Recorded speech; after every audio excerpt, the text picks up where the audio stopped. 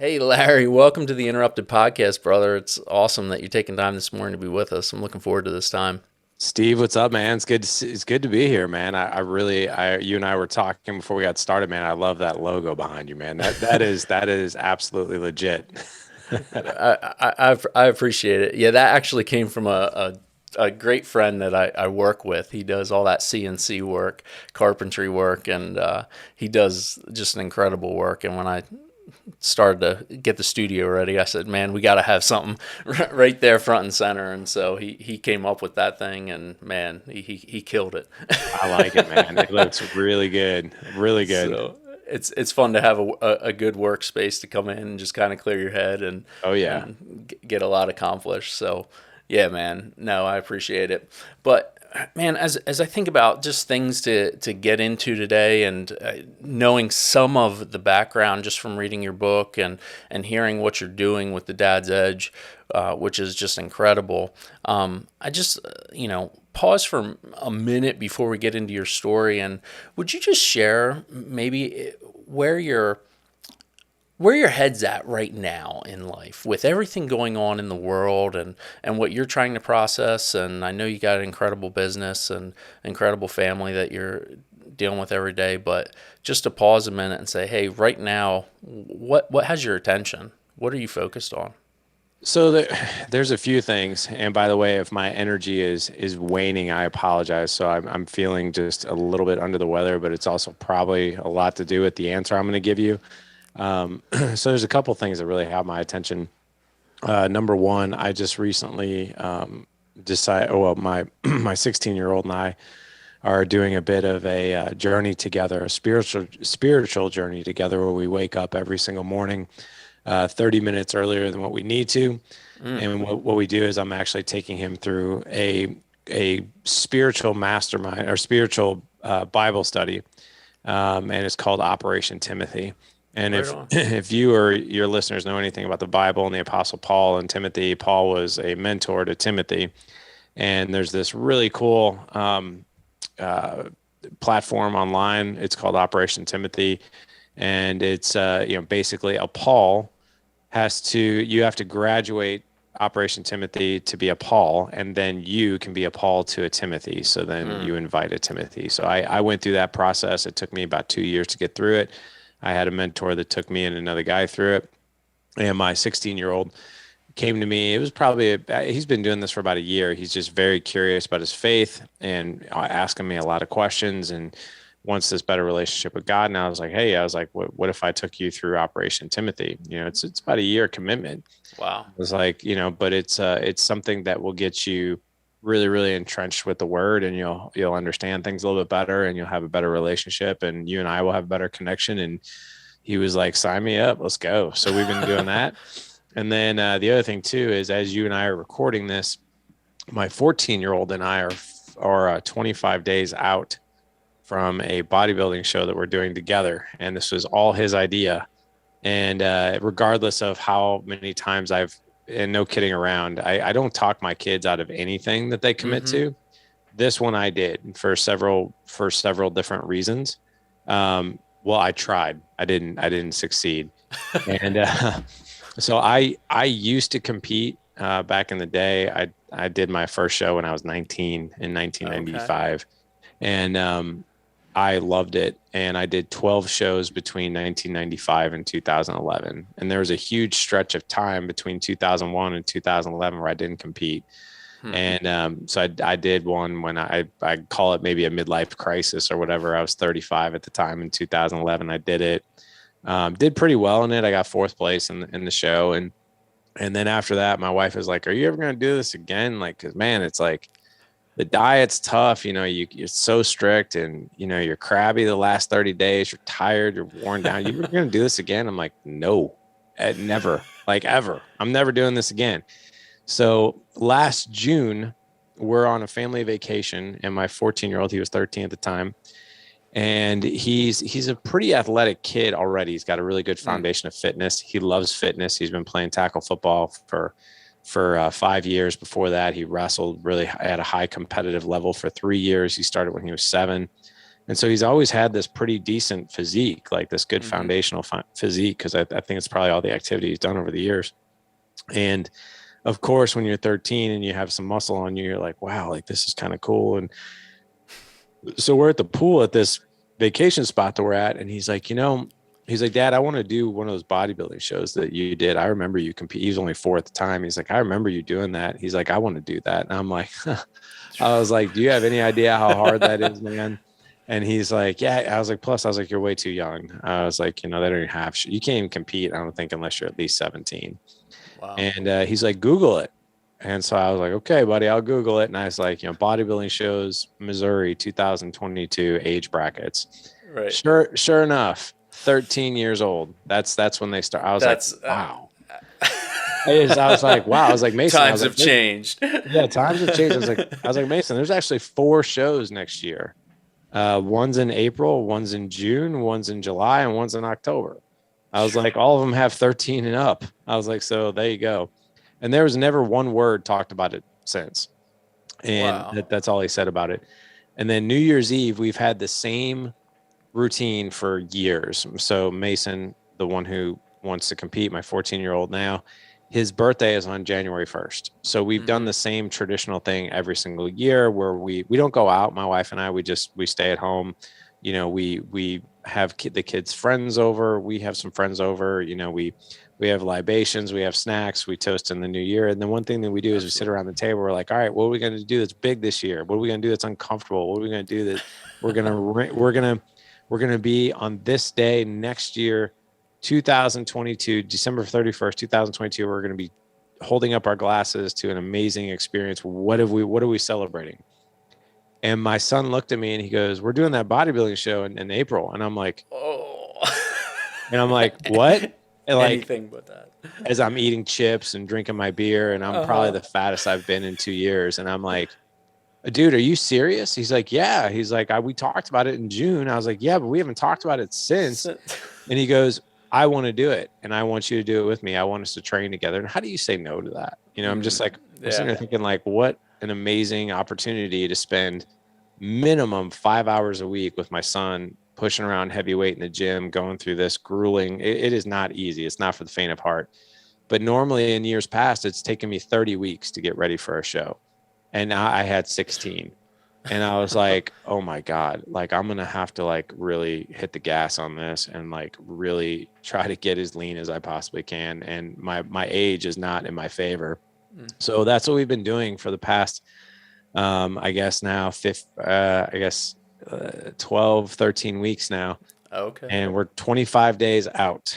And it's tough, man. I'm not gonna lie. The diet that I'm doing this go around is much more intense because I had to get super aggressive with it.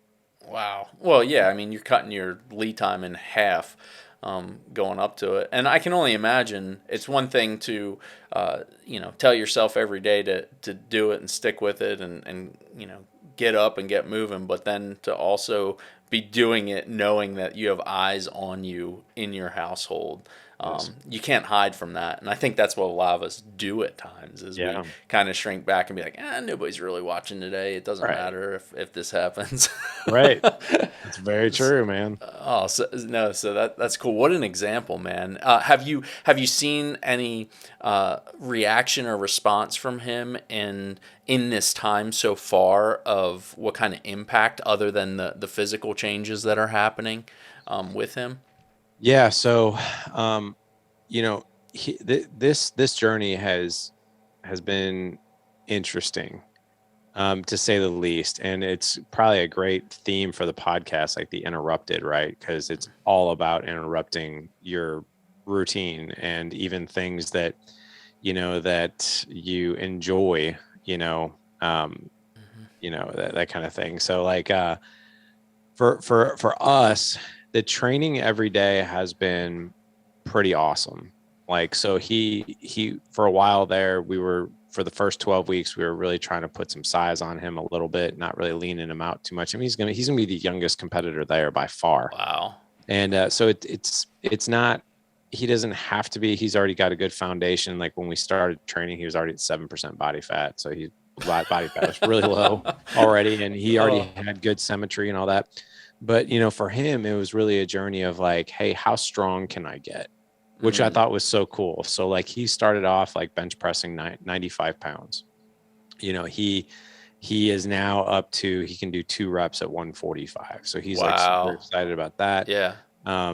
He's really learned a lot of grit. And I would say this past week, I told him, I was like, you really don't have to diet for this. I do. I was like, but we do have to we got to dial your diet in the last 30 days, like big Okay. time. Like, so no soda, no starchy carbs, everything we eat is clean, lean proteins, like a crap ton of water. I bought him one of those jugs. It's a gallon, and it tells him what time he needs to be drinking it by. Wow. Um, and we're now doing cardio after every weight training session. We're doing Okay. posing practice. We hired a posing coach.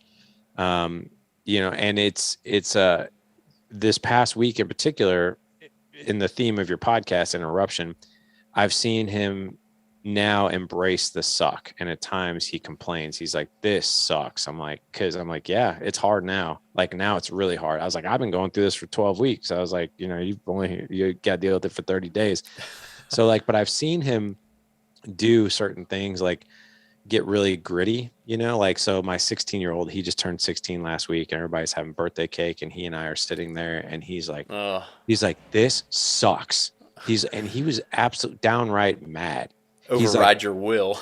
yeah. And he's like, everybody's eating cake. He's like, I want a piece of cake. And I just Mhm. see him getting agitated. I'm like, you can't. Like, no cake, man. I can't Wow. have cake. You can't have cake. No, we're way too close. Right. And he's like, and I can just see him in agony, right? And here's one cool thing, and I'll end the story with this. He's been really, really strict on his diet. We've done this thing where there's this place that's not far from us that sells pre-made, healthy meals. So we go and we get, so he doesn't have to meal prep. But I've seen him answer questions very differently now. So like, I'll give you an example. Like we were in the gym and we're just grueling through it. Like our energy is just waning right now. And I looked at him and I go, why are you doing this? And he goes, what do you mean? And both of us are just like tired. I'm like, why are you even doing this? I was like, why are you committing to doing this? Like, Yeah. what's your why? And I couldn't have been more proud of his answer because I didn't know what he was going to say. Because at this point, he could have easily said, to be honest, Dad, I don't know why. Like, this just sucks at this point. Like, I thought he'd say something like that. And he goes, I want to do hard things that I'll remember for the rest of my life. And I was like, wow, Mm. that's cool, man. I was like, you know what, man, if that's your why, like I was like, you really don't understand the fruits of your labor right now. I was like, but when you have a homework assignment that's overwhelming, when you don't feel like going to football practice, when you're in the third period of your wrestling match, when you're in high school, Yeah. you're going to remember the calluses that you grew and the grit that you grew during this process. Cause this is not for the faint of heart. I've never in all my years of, competing, I've never seen a 14-year-old compete in a show ever. I was like, Wow. so the fact that you're going to be the youngest one there is pretty damn cool. I was like, you're going to have to like really listen to your posing music because people are going to be cheering for you loud. I was like, so that's pretty cool, man. Yeah, no doubt. What a thoughtful answer. I mean, for an adult to come up, and realize that this is what I'm grinding and chasing after hard. Yeah. Yeah. That's really cool, man. What a proud moment. I can only imagine what you felt in hearing that. Probably had to process it yourself. Oh, I did. I was just like, dude, I mean, I say this to him all the time. I was like, man, I would have never have answered anything like you do, Mm, growing up. I would have quit, to be honest. I would have totally quit. And the fact that he is still going blows my mind. And I'll share this one final story too. yeah. Um, Through this process, and again, maybe this is, I didn't know if this was the direction you want to go, but this is such a good interruption story because it's interrupting I love everything it. in Yeah, life man. right now. But I've had many, many, many, many, many conversations with him, probably to the point where he's blue in the face. I'm like, hey, there's a downside to this. I'm just letting you know. I was like, there's not one competitor that I know that doesn't go through body dysmorphia. And he's like, what does that mean? I was like, you're going to look at these photos. I was like, I was like, I want you to be ready for this, because the next day you're going to wake up and you're not going to look like how you did the day before. And it's going to screw with your head. It big time. I was like, for years to come, Mason, you might look at yourself in the mirror and you might be like, I am never in shape, no matter how great a shape you're in, because you're going to be looking at those photos. That becomes the And standard. it becomes the standard. And I was like, and you're so young right now, and I don't want you to suffer through that. I was like, and I've reminded him this over and over. I was like, the prep that we're doing, especially the last 72 hours before you hit that stage, everything is for a window of time of like 6 hours. That's it. 6 hours. I was like, we're going to be we're going to cut every bit of sodium out of your diet for 72 hours. We're going to freaking load you up on water.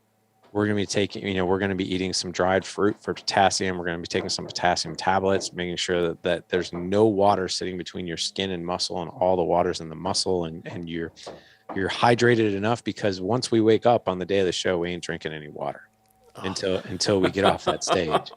I was like, you basically trick your body. You overhydrate, so you're peeing out water, and then on the day it's like it's gone, right? Wow. And I told him, I was like, and plus, like, the tan spray that they put on you, the lights, everything is meant to manipulate what you have. I was like, so it puts everything like, it magnifies things that otherwise people wouldn't see, and you wouldn't either. I was like, so you got to keep that in mind, that this is a window of time, and we're going to go out, we're going to eat pizza or waffles or whatever you want after this. And the next morning you're going to wake up and you will have put on 8 pounds, because your body will rebound and that kind of thing. And, it'll hold water and all this stuff. And I was like, so you got to be careful with that. And some of the conversations I've had with him is, I'm like, as your dad, I want to honor you wanting to do something really, really hard and support you and go through this with you. At the same time, I was like, I got to be really honest. I feel like it's quite irresponsible of me to go through this with you and not constantly warn you of some of the downsides with this. Yeah. And I was like, and the other thing too, is that I've asked him over and over, I'm like, are you sure you want to do this? And I think it was right at 45 days out. So a few weeks ago, I sat him down and I'm like, Mason, I was like, look, I know I've asked this until you're blue in the face and you're probably tired of me asking, but I have to ask. I was like, are you sure you want to do this? Because at this point, 45 days out, there's no going back. Like we're all in. Okay. Like, I've hired a posing coach. We bought our registration. We've got our trunks, we've got all this stuff. We're ready to go. And I was like, and if you don't want to do this, it's not going to hurt my feelings. Okay. I was like, so because like I said, I'm battling with allowing you to do this myself. I was like, at the same time, if you're in, I'm in. And quite selfishly, this sounds terrible. There was a part of me that was hoping that he would quit, because I didn't want to do this shit anymore. Like, I am freaking exhausted, man. I've lost 22 pounds in 12 weeks and I don't have 22 pounds to lose. And I am killing myself with cardio and weights and diet and going through like these crazy aggressive intermittent fasting periods. And he looked at me, and I love the fact that he said this. He goes, if you ask me if I want to quit one more time, I'm going to get really angry. He's like, I'm in this. I've been in this since day one. I'm doing this with or without you. And I'm like, holy crap. Yeah. I'm like, okay, let's go. And that's motivating. That's motivating. I was like, let's go then. All right, I'm good. Let's do it. Heck on. Yeah. No, I mean, what I hear in that even is something that I struggle with, and trying to help other folks walk through even a career change or whatever they might walk into, is that we put so much emphasis on this is all about the day of competing or the graduation or the achievement, and to be able to identify that the process getting there is actually the reward, because that's what carries on. And if say for you or your son, if getting the trophy is your, only ambition and goal in it, man, it's going to be a letdown if it happens that way. But it's cool how you have helped him identify the process in it, and hopefully he won't necessarily reflect on just the day of competition, but it's like that was just the small percentage of it. The victory was every day getting up and grinding, and that's a hard thing to arrive at because we just want to win in the end. Right, we do. And I got to be honest, like my wife and I have talked about this. For my son, it's a really big deal, the place. He's like, I don't want to get last. I'm going to be going up against like kids, teenagers who are like 4 and 5 years older than me. And he's like, I'm really nervous about that. And I was like, and I've kept that in check with him too. I was like, does it matter if you place like or not? I was like, you are defying the odds by even getting up on that stage and being judged. I was like, you're going to be the youngest person there. You're the youngest person I've ever seen in any show. Wow. I was like, so you got to honor that part. He's like, yeah. He's like, but I want to do well. I was like, I get it, man. He's like, well, don't you want to do well? And I'm like, you know what? I was like, man, I've done this. This will be my 13th one.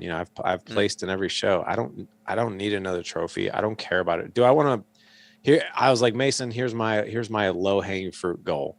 I want to get up there and look like I should be there. Like, because with this 16-week prep, Yeah. I just want to get as close as I possibly can to where people see me up there and they're like, why is this guy even here? You know what I'm saying? I was like, so that's my goal. I was like, if I place, it's a bonus. I was like, here's why I'm doing it. You want to know my why? I was like, you want to do hard things. I was like, for me, it was the time that we spent getting ready for this.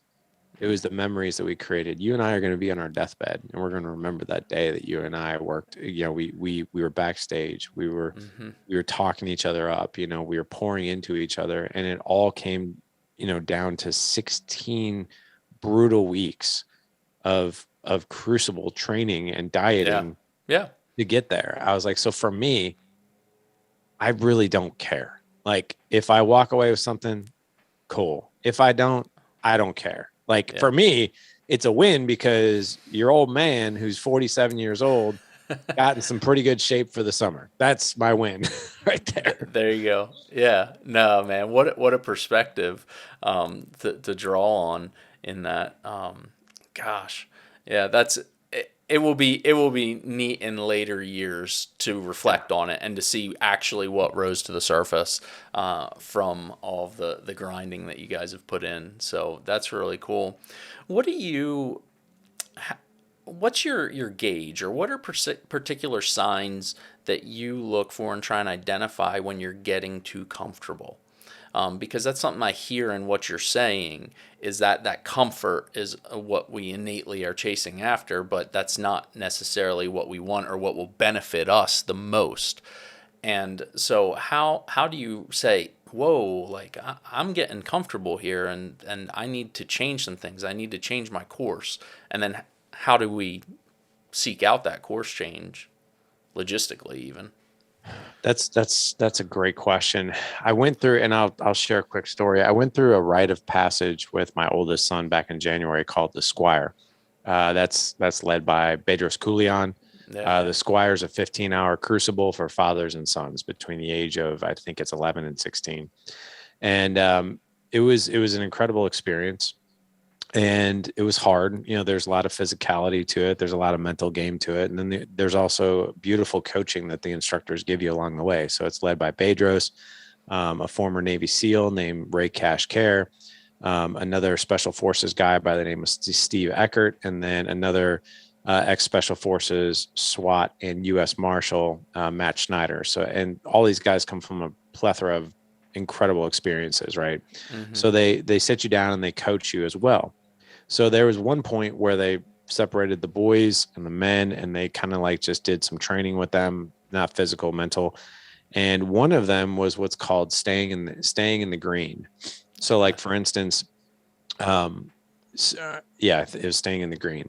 So there was a diagram. It was a PowerPoint presentation where basically the top there was like this tunnel, right? And then there was like this line that was weaving in and out of this tunnel. Okay. That's staying in the green. You're still going to have peaks and valleys, but you're in the Okay. green, right? Mm-hmm. You're still very disciplined. You're very hungry. You're doing the things that are difficult. You know, you're staying true to what it is that's important to you. You're not getting too complacent, and you're certainly not what they call in the red, where you're Mm-hmm. just like freaking out. The world's coming to an end, and you're making really bad emotional decisions. So, but what they did touch upon, which I never really knew about, I knew about it, but I could never articulate it, is what they call getting into the blue. The Okay. blue, the blue is the too comfortable. Like you don't have like, you don't have any financial woes. You know, your business is thriving. Your kids are good. Everybody's healthy. And you're sitting there like, yeah, I think I'll just drink a lot of Mai Tais every night and just chill, you know, just enjoy this period. And that's a really bad place to be. It's good to enjoy when you're thriving, but you don't want to get to the point to where you're so comfortable that you don't have challenges. And to answer your question, I now run where I'm at my life through three filters. So John Eldridge, he wrote a beautiful book called Wild at Heart, and they quoted that book quite a bit at the Squire. And so for a man to be fulfilled, he needs three things: a battle to fight, an adventure to be had, and a beauty to love.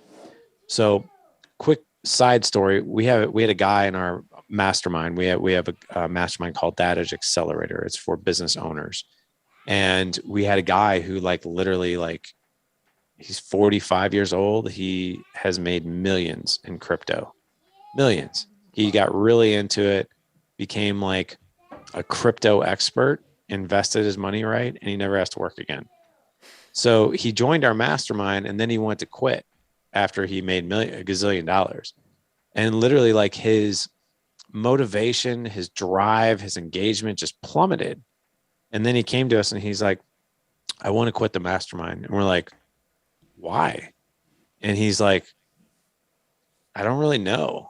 He's like, I don't have to work for the rest of my life. I'm financially free. And we're like, well, what are you going to do with the rest of your life? You're 45. And he's like, and it was like this, it wasn't a comfortable, like, oh, I'm just going to enjoy. It was like, I don't know, like almost disparity.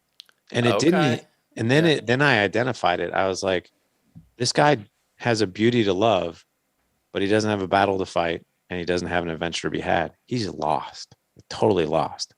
So those are so, and when we identified like, hey, what's a battle you want to fight? What's an adventure you want to do? And he started, then when we asked him those two questions, he's like, well, I'm really good at this crypto thing. Maybe I could open up a coaching business around coaching people around crypto. And I'm like, I think that's a great idea. You know, and maybe since you're financially free, what adventures do you want to have with your kids? Right. So then he ended up staying in it, and we held him accountable to doing those things. But anyway, to answer your question, anytime I start to get really comfortable, and it's not very often, but I start to wonder, do I have a beauty to love? Of course I do. I have my wife. But do I have an adventure to be had? Is there anything that I want to go experience that I haven't, that I'm just sitting on my couch doing nothing? Yeah. Or do I have a battle to fight?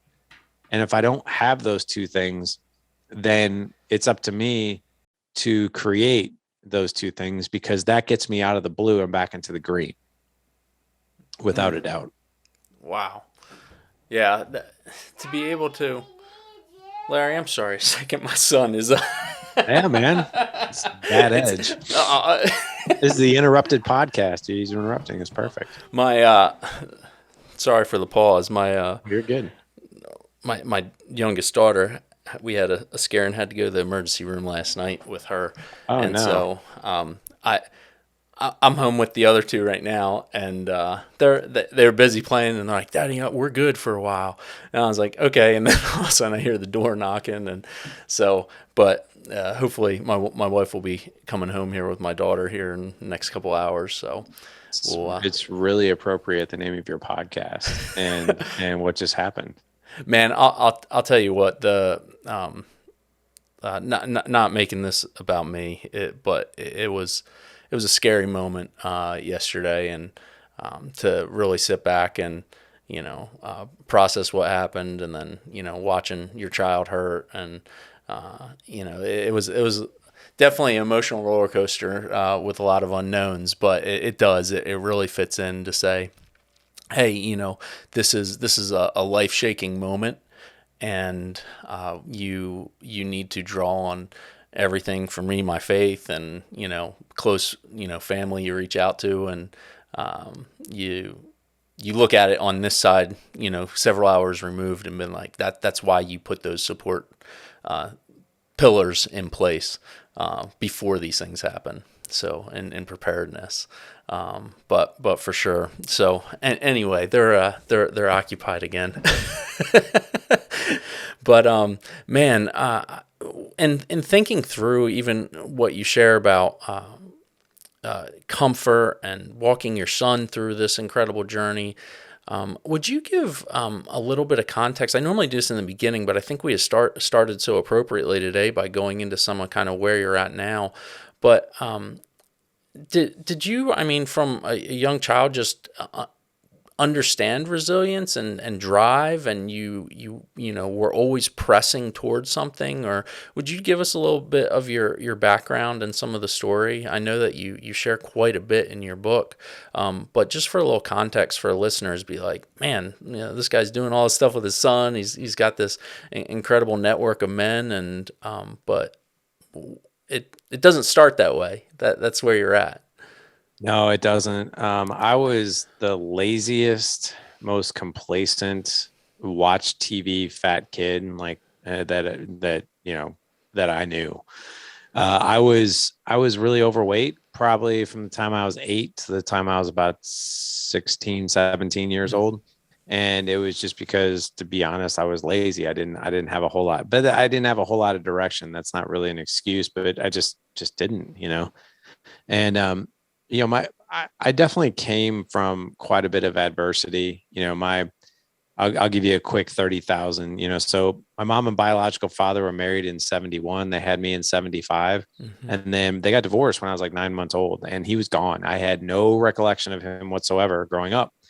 And when I was 4, I remember being in preschool, and I remember men coming to pick up their kids, and I knew what a dad was. And like, I knew I didn't have one, and it was okay with me. Like, I didn't really care. It didn't affect me, or I just knew that my understanding was women, moms go out and find dads eventually. Like, they just sort of appear. Right. And my mom hadn't found ours yet. And it was like no big deal to me, but I knew what they were. First time my mom ever brought a man home that I remember, I was 4. She'd been dating him for a while. They met at work. He was a white collar data software engineer.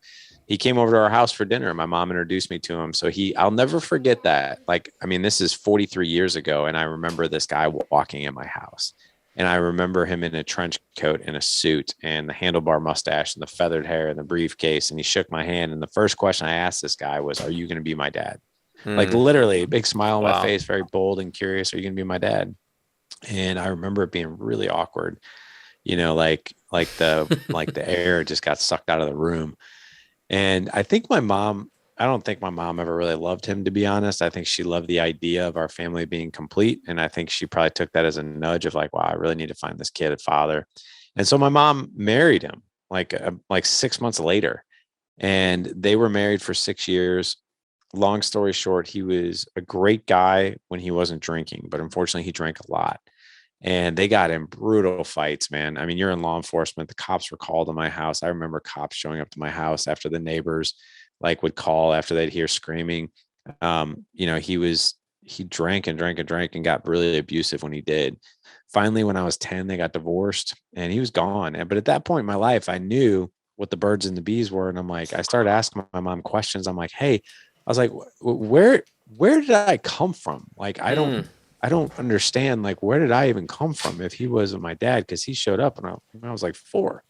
And my Yeah. mom was like, well, actually, I was married before, and I have a wedding album if you want to see what he looks like. And I'm like, Huh. wow. So I saw the wedding album, and I actually had an opportunity I accidentally met him when I was 12. And just for the sake of time, I won't go into how, but I did meet him.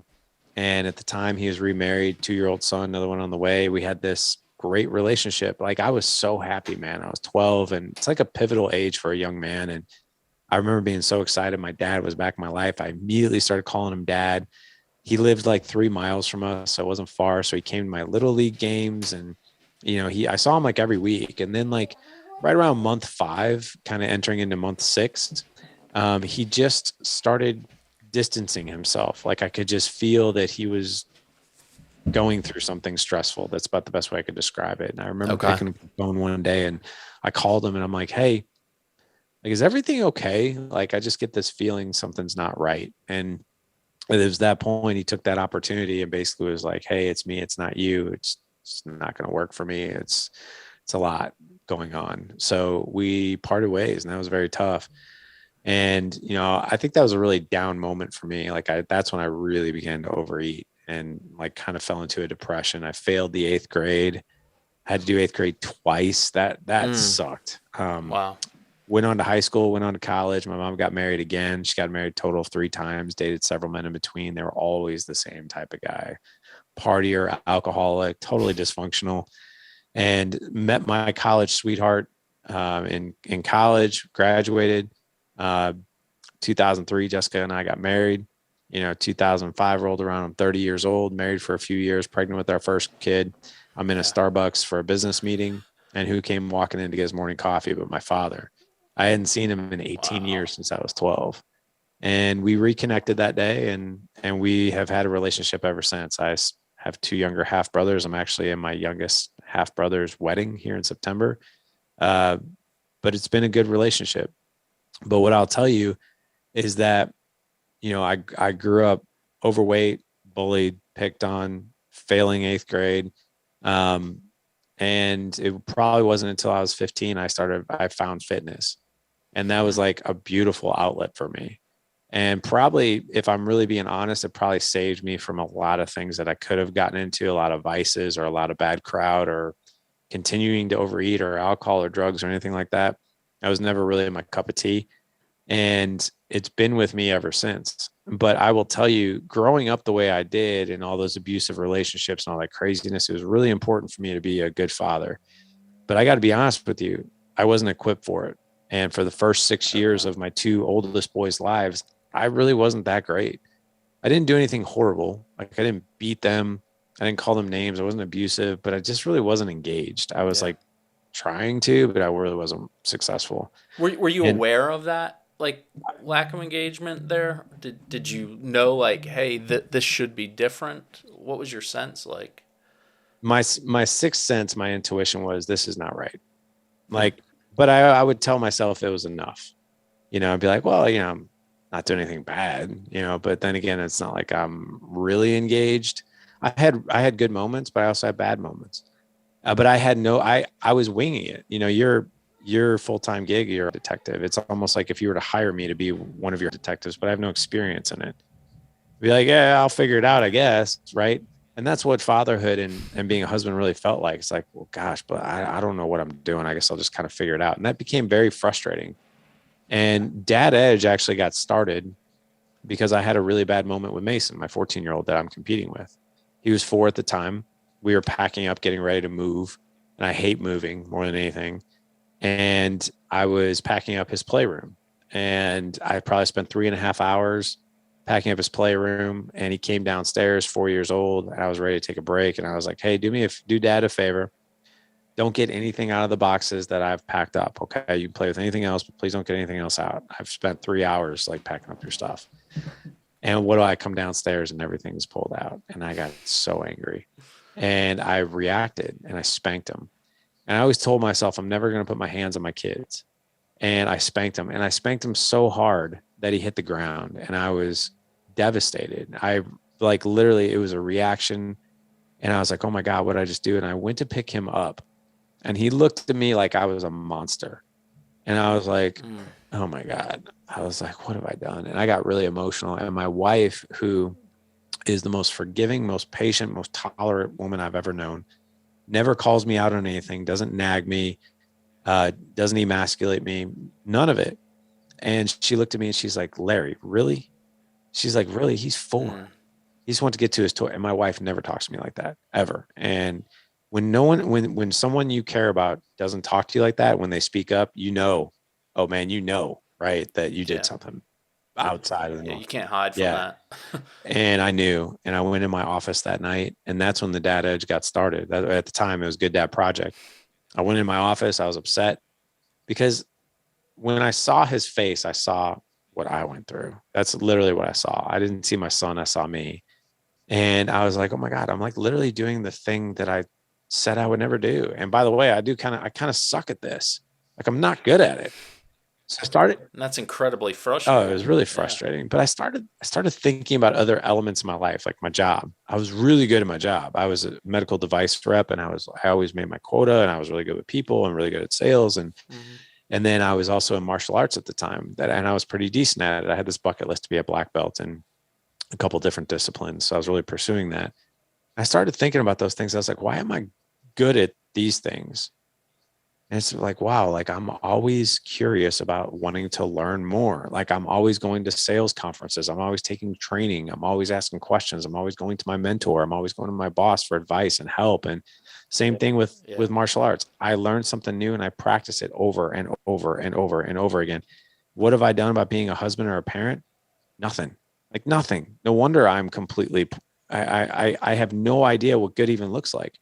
So that night I decided to start a Facebook page and I never did it for a following. I did it for me really. Hmm. And that Facebook page was called the Good Dad Project, which is now the Dad Edge. And I thought to myself, I'm just going to go out and learn something new as it relates to patience, parenting, marriage, communication, playing with my kids, whatever I get my hands on, I'm just going to learn it. I'm just going to put it here because that way I have a record of it. And Yeah. that page, you know, 10 years ago grew into a blog. 2015 grew into a podcast. Then it turned into a book of just things that I was learning, just very simple things. And now 7 years later, podcasting, masterminding, I would have never have thought 10 years ago that that moment of spanking my kid would have turned into what we have today. But it was a beautiful moment. And my wife will tell you that if Dad Edge was never created, we probably would be divorced and we probably would have two Wow. boys and not four. And I probably wouldn't have nearly the connection with her or the kids. It saved my life if I'm being real, because I don't, I was in such a bad place that nobody really knew about that. I don't even know if I'd be here, to be honest. Hmm. Wow. Yeah, that's heavy, man. That um phew. I'm just trying to process a little bit some of the things you said there. And as you're walking that out, um, I can only imagine that there are people, not necessarily specifically coaches or mentors, but people that you identified during that time. Did you feel as if even though you didn't know, you knew what resources to reach out for or people to look towards? I knew none of that. Mm. Like absolutely none of that. Like I was literally just trying to figure it out. And you know, I just was, to be honest, I started reading books and I Okay. started reading blogs and I started just doing some research on patience and resilience and, you know, connecting with your kids, connecting with Yeah. your wife, all those things. Like I just started trying to be a sponge and learn it. Yeah, no, I definitely hear that. When did you identify the importance of having a coach, having a mentor? That it's like, hey, if I don't know, I need to seek this out. Was there a specific pivotal moment? It's just like, hey, this is what I need to do in my life. You know what's really funny is that when it came to my like so like let's take martial arts for a minute. Uh huh. Yeah, I think everybody remembers that part in Karate Kid where Mr. Miyagi comes in to fix the faucet and Daniel's learning from a book, right? And he's like, "Well, learn karate from a book, huh?" Right? And to be honest, like here's how simple it is, and here's how messed up it is, right? As we kind of think about this from a societal standpoint. Mm-hmm. I wouldn't think that I could be a good salesperson unless I had this great mentor of a boss that I did at the time that I was like winning all these sales awards. Like I had a great mentor that I always leaned into and asked for him for advice. Yeah. You know, I never learned. I did, you know, 7 years of one martial art alone, and I couldn't imagine getting, you know, advancing the ranks without him fine tuning what I was doing. Right? There's no way I would have learned that on my own. And then, but when it came to this is how messed up even like normal people think. And I was one of them. But when it came to my marriage, I was like, oh, no, no, no, we don't need help. Okay. Yeah. In fact, if we need help, we're broken. Like something's really wrong with us. Right. And if I need help, like if I need life coaching, like how screwed up am I? That's not right. And it wasn't until 2015 that I joined my first mastermind and I had Okay. my first mentor when it came to life and relationships and that kind of thing. And man, I joined that and it scared the crap out of me. It was $600 a month at the time. And I was like, this is scaring the crap out of me. Like, Yeah. but I joined that group and I was in the same, virtual call team every single Monday morning at 10 a.m. Same 10 guys, same lead coach. And dude, an entire world opened up for me. I was I was like, where has this been all my life? Why have I never thought that this was something valuable? And that was my first touch point with it. Like-minded men, 10 other men, the same virtual room every Monday who only want the best for you. And you're learning from each other and you're learning from our coach. And I saw my relationships, my business, the connection with my kids, my mental and emotional fitness just skyrocket. Like I couldn't wait for Monday morning at 10 a.m. Yeah. because I got to be filled, right? And it was a beautiful way to start the week.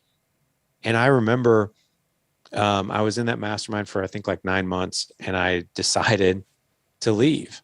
And I'll never forget the conversation I had with my mentor upon leaving. He's like, "Why are you leaving?" I was like, "Well, I joined this, to help Dad Edge, like the business part of what I'm trying to do get started. I haven't really everything else in my life is great, but that's not, and I quite simply just can't afford this anymore."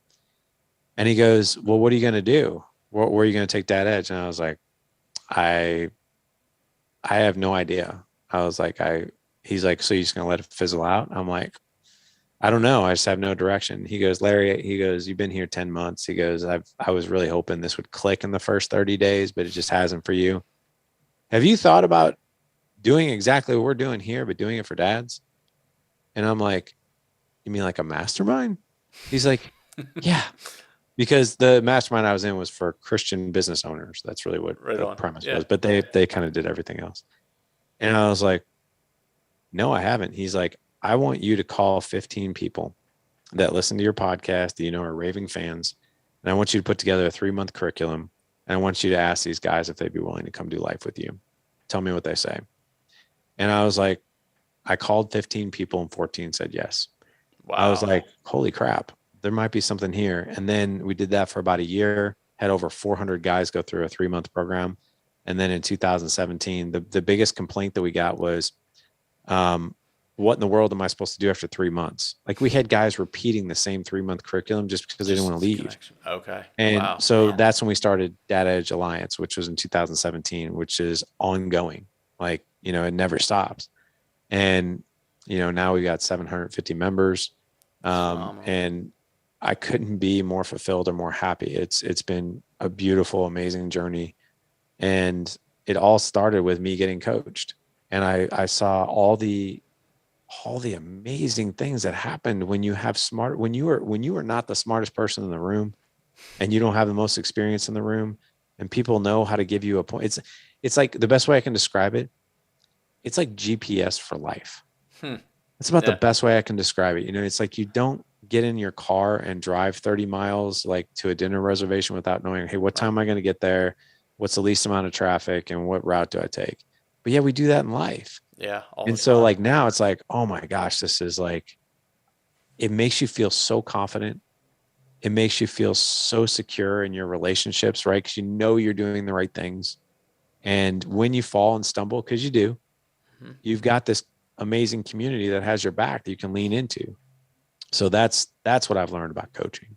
Yeah, man, that what you just articulated so well is exactly what I was looking forward to, and as I've been able to watch at a social media distance of what you're doing, that is what I feel like the heartbeat is coming out of the benefit that being vulnerable with other men, other dads, sharing wins too, right? Because there's good things that can help motivate us, but to really look to those resources, that is what I want for so many people, because when you experience and can testify to the good that has come out of it, such as you're doing, that is a place that I desire greatly for people to be at, which is really at the end of the day the core reasons why I started having these conversations with men Yeah. like yourself, because there's too many hurting people out there, and while there are resources, getting people connected with pointed ones, and ones that are on the right track is not always the easiest thing, for sure. So, well, man, respecting our time today that we have together, and just all that has been shared, what's next for the Dad Edge? What can people expect from the Dad Edge here in the rest of 2022 and moving forward? What's your vision? My vision is to, at bare minimum, help 1 million fathers live their best life. And I think that that's a small number compared to the men who are out there, right? It's not just me, right? I mean, we have seven. If I think about this, 750 people that do life with us right now in the daily, and I think about all the touch points that those people have. Yeah. One thing that I always say about Dad Edge is, because I think a lot of men believe this work starts and stops with me. And sometimes we view ourselves as not that important. Like, well, maybe I shouldn't do this because I'm just not that important. And what I always tell men is, don't underestimate the work that you do here, because it's bigger than you. And a lot of guys are like, what do you mean by that? The impact you're going to have on your wife. This is legacy work, my friend. The impact you're going to have on your kids. Because of the work you're doing, you're most likely going to have a marriage that elevates. When you have a marriage that elevates, your kids have a front row seat to a beautiful, functional relationship. And dude, in your line of work, you see a lot of darkness and a lot of crazy things that happen, and a lot of relationships go south to the point where people get hurt. Yeah. And I was like, if you have a fulfilling marriage, your kids have a front row seat to what a functional relationship looks like. And guess what? When they go start dating, you have now set the bar for them to go be like, well, this is like, I just had my 16-year-old break up with his girlfriend. I'm like, why? He's like, I just don't feel that connection. I was like, but what are you comparing it to? He's like, well, you and mom, I don't feel that way about her. And I'm like, holy crap. Yeah. Right. I So get that's it. what I'm saying. That's what I'm saying. It's like, kids are watching you because of the work you're doing, and you have a better even connection with your wife and them. Now they have some skills to go, develop good relationships in their life. They're going to be more functional human beings. And guess what? You're going to see that ripple effect when they're dating. You're going to see that ripple effect when they get married. You're going to see the ripple effect in your grandkids. Your grandkids are going to act and probably behave differently because of the work that you did, because of what you brought to their life. And that's my big audacious vision. It's not this generation of men, and it's not even our kids. It's our grandkids and our great grandkids that are going to be impacted by the work and the skills that we teach at Dad Edge, right? So 1 million people, to me, that's low. I want to be helping 1 million people. A couple other things that are coming out. So I have a book that's going to release on September 6th. Right on. What's that? Right on. That's awesome, Yeah. man. That's It's going to be called The Pursuit of Legendary Fatherhood. Okay. I refuse to call it Legendary Fatherhood, because like, you pick up a book, Legendary Fatherhood, you're going to think it's like the Holy Grail. and really what it is it's a book that's going to teach men some great skills, but it's the pursuit. It's not the end game. And it's not like, oh, this is what the coveted skills are. It's not that. It's developing and evolving into that man. Right. It's the growth trajectory that we have. And that's what the book's going to be about. Man, that's going to be powerful. Now, are you still in the process of writing, or because that's coming out in September, or is it the editing and publishing and all that process? Yeah. So as we record today, I've got my first meeting with our publisher, because they went through the first edits, and Okay. they tore the thing apart, which that's what their job That's is. their job. Yep. So my job is to really understand, okay, like what do I need to do now to clean things up and Awesome. go through the second part. Oh man, no, I'm sure it's a interesting process. I'm sure frustrating at times, and trying to learn to communicate exactly what points you were trying to put in there. And I think that's really what I think we can end on is that in being part of groups such as the Dad Edge Alliance and being, locked arms with other men, and learning to communicate what is going on in your life and communicate and ask good questions about, hey, what's not quite right. And I think that's what masterminds and groups such as yours are able to do. So, Larry, man, I can't thank you enough for this short little time. I know I had a million questions about marriage and stuff but maybe for another time we can do something like that. But I appreciate just how I've heard you say it before, just appreciating how raw people can be, and I hear the humility in what you share and when you speak, and how high you think about your family, and that's admirable. So I just encourage you to just keep pressing on, man, and doing what you're doing. I know that it's being watched and people are learning and lives are being changed for what you're doing. So I just really appreciate that. I appreciate you connecting and being willing to come on and talk with us a little bit today. Oh, thank you. Thank you for having me. And it was great seeing your daughter in the background too. So. Yeah. Hey, man, it's like you can try and lock a door, but they're going to get through it. So they'll get through it. Yeah. That's real life. So, hey, brother, thank you for your time today. I appreciate it. Back at you, man. All right.